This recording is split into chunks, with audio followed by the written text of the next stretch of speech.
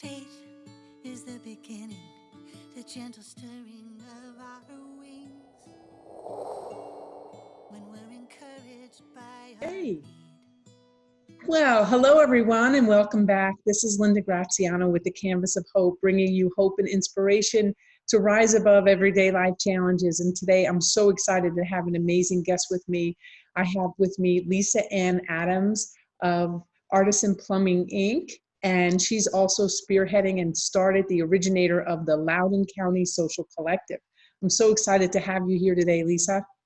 Thank you for having me. I'm so excited to be here. Well, I'm so excited to have you. I really am. And as I mentioned to you earlier before we started, I'm just in awe of what you've been able to do in starting up an amazing Facebook group of the Loudoun County Social Collective. Maybe you could talk for a moment a little bit about what caused you to set that up and how did you grow it so quickly to, I don't know how many people you have on it now, but I'm sure you might know that data. So we have about 8,000, 8,100 or something like that. And I just started it because I was always on social media for, my company and for my friends' companies. And I just wanted to have a place where we could, I could have a little more control over, promoting businesses in the way that I thought would be best. And also, no trashing businesses or negativity and stuff like that. So, and I think it just grew really quickly. There were some really amazing people who wanted to share it and to participate in it. And because of them, it grew really quickly. Great. I know I shared it with a number of my friends as well because it was like catching on like wildfire and really super fast. And one of the things that you do is really pretty amazing is that you help and support local area businesses or charities, and you raise a lot of money and you give all the money. Can you talk a little bit about that? Well, I was trying to figure out how to get the smaller businesses that didn't have a huge budget to get their name out there. And in order for me to do that, I needed to grow the group so there would be a bigger audience to be seen, to see them, and to give them some free promotion, through the group. But then Mercedes came in, who's the co-admin, and she kind of put it together to, combine having the businesses make a small contribution towards a local charity, and then get a lot of Facebook Lives and things like that. So it was kind of a joint effort of me and Mercedes to, and I thought it was a win-win because it promotes the small businesses, it's helping our local charities and nonprofits, and so that's how it happened. That's really amazing. It really is, truly. And I'm so really excited that you were willing and still are to help to support our efforts, which we'll talk about in just a moment. But one of our, the whole thing about what we're doing here with the summit is to share a little inspiration, a little hope for folks. We're all being faced with this, and we're in our new normal, and it's going to be another new normal by the time we reach the early summer months. So I was just curious in your, if you could share with the viewers a time perhaps when you were facing a challenge, and maybe what that challenge was, and what did you do to make it through to the other side that could perhaps provide some insight and inspiration for those watching. Anything from my whole life? Yes. Or is it business related? Anything. Okay. Yeah. Well, I had the challenge of, I got pregnant in high school, and I don't know if that's what you're talking about. No, that's fine. Yes. I got pregnant in high school, and I had the choice to, have an abortion, quit high school. There were a whole lot of different choices that I had to make. And I chose to have my daughter. I did not finish high school. I did get my GED. But that was a huge challenge. I mean, to, quit high school, to become a mother at an early age. And I was automatically put into a category of, I wasn't going to make it, all the cliches. And I just never let that stop me. I kept moving forward. I went to, took some college, and I never stopped pushing forward for, my family, for my business, and for myself. So I would say that I overcame that. And I'm happy with the choices that I made. Wow, that's beautiful. That's a really beautiful story. And it takes a lot of courage to have an inner strength and sense of faith, perhaps, not to put words in your mouth, but it definitely takes a lot of courage to make that decision. Yeah, it was a different, well, it wasn't really that difficult. I mean, I knew I wasn't going to have an abortion, and I knew that, that God would make a way for me, and he did. And what's your daughter's name? Patricia. And I know you have 3 sons as well. Yes. So I have 3 sons with my husband, David, and we met at ECU. And so then we had Jake, Ivan, and then when I was just about to turn 40, we had Dane. And I said, God had one more for us. And my husband kept saying, that's not God talking to you. So we ended up having Dane. So now we have the 3 boys.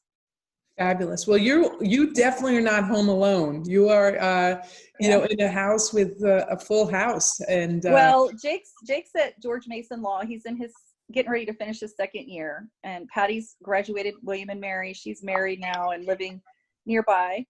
And Ivan just graduated Woodgrove, and he's at Nova. And Dane is, but Ivan, he's here. So, and then Dane is 9, and he just turned 10 yesterday. So. So I do have 2 in the house. Wonderful. That's it. And happy birthday to Dane. Thank you. Wonderful. Well, I really appreciate your sharing that wonderful story with us, and the act of courage and moving forward. And before we started our little chat here this afternoon, I shared with you about our book, which we talked about many months ago, back in December, when we were just talking about the campaign to raise money for the Leukemia Lymphoma Society. And as you know, I'm a part of a large family. Not to get into personal, but my mom was in high school as well when she got pregnant with my oldest sister.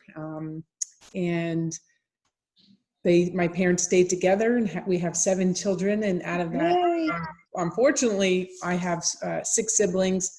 And 4 of which either had cancer, died from cancer, or are currently struggling with cancer. So that, including my parents, that's 70% of my family that has faced cancer. And all the rest of us have all faced it together. And I was nominated to do this Leukemia Lymphoma Society Man and Woman of the Year. And it's a great cause to raise money for an amazing group. Even with the COVID-19, every 3 minutes, somebody's diagnosed with lymphoma or blood cancer, I should say. Not every 9 minutes, someone dies from a blood cancer.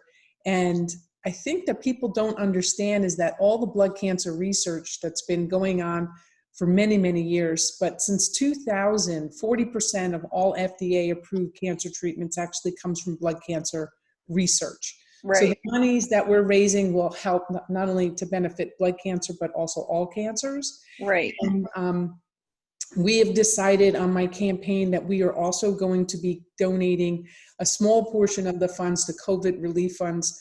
We've chosen one here locally in the Loudoun County area, and chose one in Fairfax County. So we will be donating a small amount of the money to those here locally for the COVID-19, while the larger portion of the money will go as planned to the Leukemia Lymphoma Society.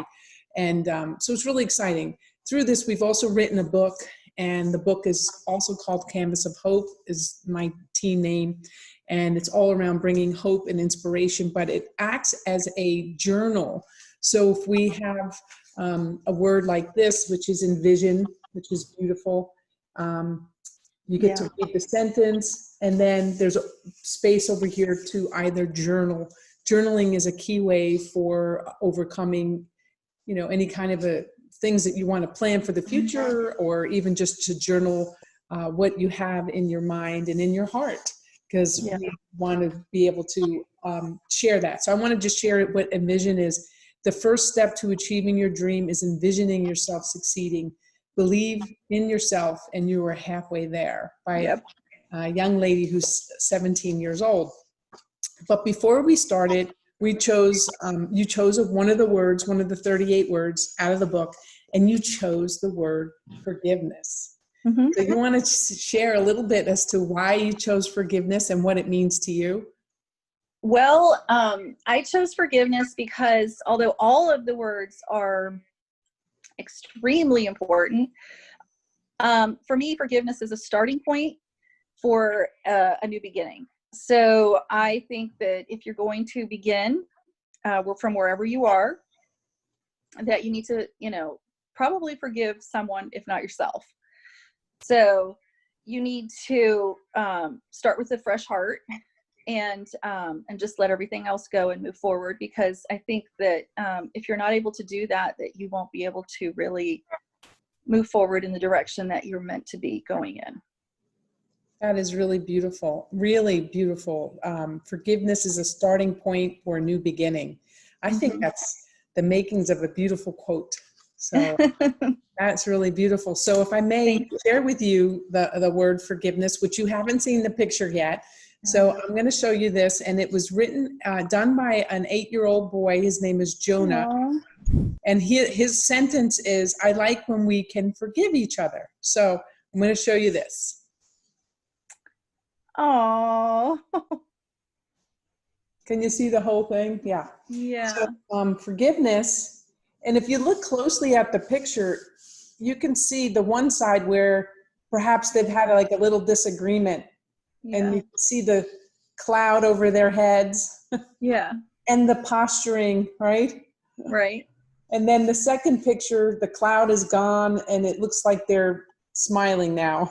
I love that. Yeah. Isn't that That's beautiful? so creative that he added the clouds. Isn't that amazing? And Yeah. that you think about, like, that, when you're upset with somebody, it almost feels like you're in a dark cloud. Oh, I love that. Yeah, thank you. And so thank you for spending a little time with me today.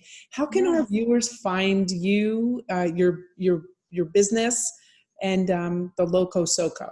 Oh, the Loudoun County Social Collective. Well, you could get on Facebook and just search for the Loudoun County Social Collective and just join. And I would be happy to shout you out, to help you with anything you need help with. And perhaps you could be a contributor to one of our fundraising happy hours and meet me and the rest of the Loco Soco family at a nearby bar.